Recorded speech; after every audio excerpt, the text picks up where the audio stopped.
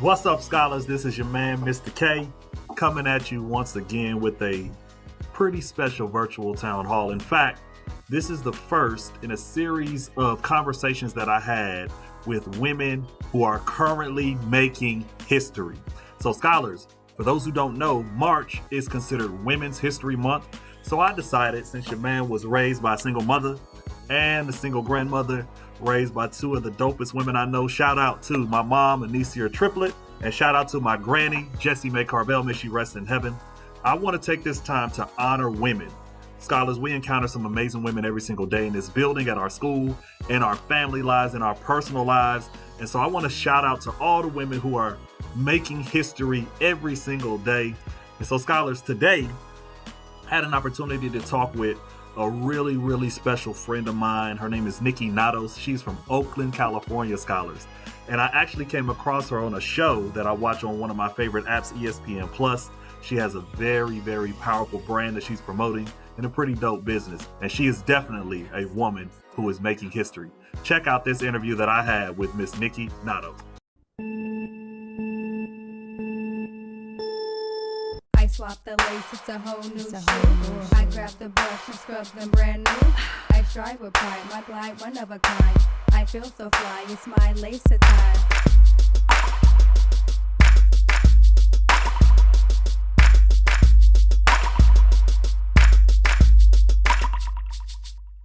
Right, so scholars, I have with me a legend in the making. How about we put it that way, Kniqi?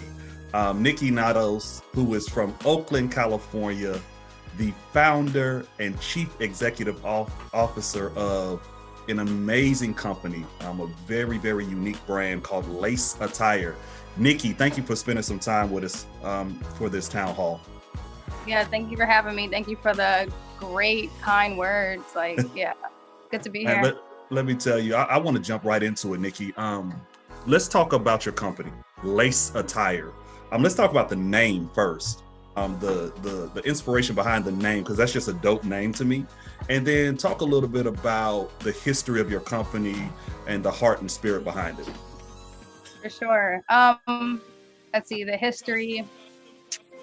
I think that hobby itself came way before the name. So I was working at Vans, I was skateboarding, I was, working there too. And it was just like a lifestyle thing.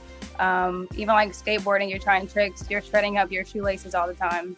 So I started like collecting spare laces that I got from other new shoes at the store. So when I started taking those laces home, I ended up with like shoe boxes full of just like spare laces. And then I started swapping different shoelaces into different shoes. I couldn't like really afford to like shoe shop heavily. So I just had to keep like reviving the shoes that I did have in different ways. I'll like change the laces and it'll like give the shoe like a whole different color palette. Either like I'm contrasting colors or like making a monochrome type style on the color palette. It was like a fun, like sly way to like switch things up and give it a different vibe. So I just kept with that. But after a while, I didn't want to like keep relying on the lace options that Vans had. So I just got the idea just to like make my own. And I always felt that round laces were like more special and like more cool because they're not like, you don't come across them often. So I always like valued like, ooh, like a round lace, like that's so cool. And then I found, I discovered paracord. I don't even know how, I think just maybe Amazon. So I discovered, this parachute rope. It's like heavily utilized in like all types of outdoor activity, military, Navy, stuff like that. They come in different sizes. So I found one most similar to like the diameter of a shoelace. And I figured out a way to attach an aglet to the end. And I practiced it. I got good enough to where I felt I could sell them, and I've been selling them. So, okay, you said a lot. So I got some more questions out of everything that you just explained. So you said you found out about paracord. Mm-hmm. Okay, so scholars, that's a new word, paracord. And this is the rope for parachutes. Yeah. So what you're saying is the shoelaces that you create for Lace Attire are made of paracord. Yes. Okay. And then you said something about aglet. Is this like something from Harry Potter, or what is an aglet? Help us out. You're teaching us here. Aglet is the name for like the tip of the shoelace. So it's either metal or it's like a plastic shrink wrap. So your shoelace might have just like the clear tip, and it's just like a piece of plastic that they heat shrunk into it, and it just like grasp. Or it's like a clamped metal cylinder. Maybe it has an open end or a closed end, but like you can like check your shoes out like after this, like right now, and see what type of like tip your shoelace has. The aglet. It's a lot of styles of aglets. Like it gets it gets deep. That is deep, and it's actually quite dope as well. So are you an artist by nature? Do you draw, or are you just like a fashion designer? Like, what is the inspiration behind the designs for the shoelaces? Because I've been on the site, and I'll probably show the scholars some of the product that you sell on your website, but the site is dope. It's colorful, it's high quality, and the shoelaces themselves are just so unique, and they have unique names and all of that. So can you talk about, like, are you an artist, fashion designer, and the inspiration behind your designs? But in terms of like crafts, I'm not into fashion like that. I think I'm just a very, a colorful, vibrant person. So I just find I love to like recreate things, which is why I think, a redesign was already there. Like this shirt was a really long men's shirt, plain. I cut it, crop topped it, then I put this on it. It's a whole different shirt now. Like it didn't like look anything like this, but I gave it character by just cutting it a certain way. I could fold the sleeve a certain way, put a patch on it. Where I put the patch, that's technically like design, because I decided this patch on top of this pattern, this size, this corner. Like you can make everything like make it sound real deep, but like that's what like art is. So essentially my hands on stuff and rearranging things. Yeah, so essentially what I'm hearing you say is you are an artist, right? And there are different forms of art. So let's transition into ESPN Plus, because for those who don't know, who are watching this, my sleep pattern is off at times. I have the ESPN Plus app. I just started a nonprofit where we give away books and sneakers to the children. So I'm always looking for things on sneaker culture. I go on Hulu, I go on Netflix, looking for things about sneakers, right?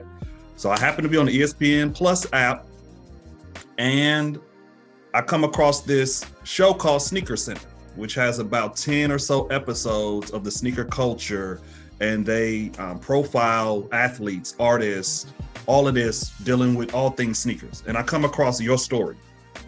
And so can you talk about, ESPN, that is the pretty much the end all be all. It is a huge company, huge brand. And so that's how I came across your story, and then reached out to you by way of social media, and here we are today. So can you talk about the story behind how you ended up on one of the dopest shows that I've ever encountered? Yeah, that was a big deal. That was a really big deal. Such a highlight of that year. So it started when I decided to finally sell the laces publicly. I think I sat on this passion project of mine for like 5 years, and then I like cycled through my interests. So I just cycled back to making the laces, and around that time I was ready to, put them out. So my friend runs a party at a local like social club. They were hosting a sneaker ball, where you just like dress up really cool. They have a concert, you come like donate you donate shoes. So she was like, you should come sell your laces at the sneaker ball. And it was my first time ever going public, and I just like took it serious. I think I had like a month or a little bit more than a month to like prepare. So I put my website together. I made a whole bunch of like laces. I had to make them ahead of time and like learn how to package them and figure all that stuff out. So at the sneaker ball, like the night's finally here. Everything's prepped up. My table's set up.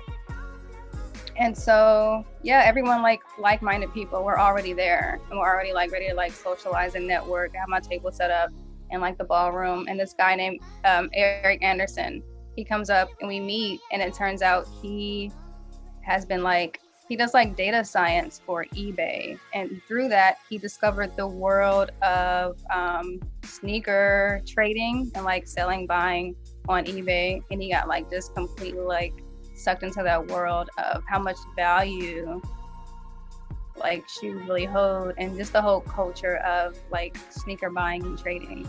Everything is its own culture and its own world. He got sucked into that, completely enamored, and then he decided to like go off and do his own thing and make his own like sneaker network. So I'm starting to advertise them more as like hoodie strings, because again, like changing that detail in your hoodie, it's a whole different feel now. I wish like I have one right here. Okay, yeah, we got to see. This is an exclusive, ladies and gentlemen. Okay. So. Yeah. So of course, this hoodie came with not the pins, and like it came with just a black string. That was it. It was just this. Yeah. Added pins. Yeah. Added the string, the Fruit Loops. Yes. And now it's and the aglets were experimented. I like dipped them in paint and some coral paint. But like, yeah, it's a whole different hoodie. So Kniqi. That's why I want to like, yeah. That's so and far. It says Oakland, my goodness. And so I'm just really excited because right now, as we're talking, there is a little girl who's being inspired in this moment. There's a mother, right? A teacher, adults and children alike who are listening to your story and the inspiration and the heart behind what you do. And they have a dream, right? They have passion, they have creative gifts, but they may just need that extra little push to put it out there. And I know when you have passion projects, they're your passion projects, and it's kind of difficult to release it to the public because you don't know how it's going to be received. So there's a level of fear there. There's a level of apprehension. Can you speak to that little girl? Can you speak to that stay-at-home mom or that teacher or whoever to inspire them to pursue their dreams just like you did with Lace Attire? I would say what I found is that not pursuing a passion project or having one on hold for too long,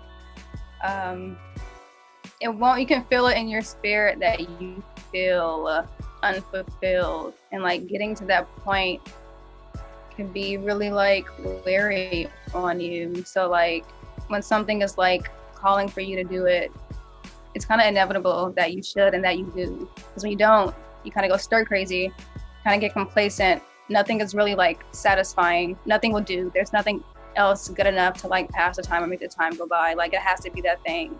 So when something is calling for you to complete or just enjoy, you really have to. It's the only way to do it's the only way you can handle your business. My business is like, I still have to have a job, full-time job, so I can like afford to put money into passion projects. But in order for you to like, be a good employee somewhere else, your spirit has to be collected, chakras aligned as much as possible, all that stuff, like all the energies inside of you. You have to feel fulfilled so that you could be like good onto other people and like create for other people. And there's so many people on earth, like there's no way no one's gonna feel what you're doing. You will always be received and perceived well. That is so good. That is so good. Because that apprehension is there and that fear is there on how it will be received. Mm-hmm. But what I heard you say a couple of things, and you can kind of expound or elaborate on this if I'm misinterpreting. I heard you say, I had to get this passion out of me. I had to get it into the atmosphere, because if I kept it inside, it would eat me alive, right? And so it's not so much about a business and making money or being on magazine covers or ESPN Plus or whatever. It's really about getting what's in you out. And as a byproduct, there's so many people on the planet that it will be received. It will be received. Listen, this is Women's History Month, and you are a woman that is making history. You're a legend in the making. But you inspired this 40-year-old man. You feel me? Like I'm feeling goosebumps. I feel it all good. Like the vibe is just so dope right now. Like you understand me. I feel like you perceive me well. So man, I'm telling you. Like my words. Like, yeah, you really, we here. So listen, Kniqi, I thank you for your time. I know you're super busy, and right now you're in California, and so there's a 2-hour time gap And so thank you for taking the time, and I really appreciate it. I appreciate it too. Thank you for, making me aware that I am a woman making history, because it's easy to get lost and not see it.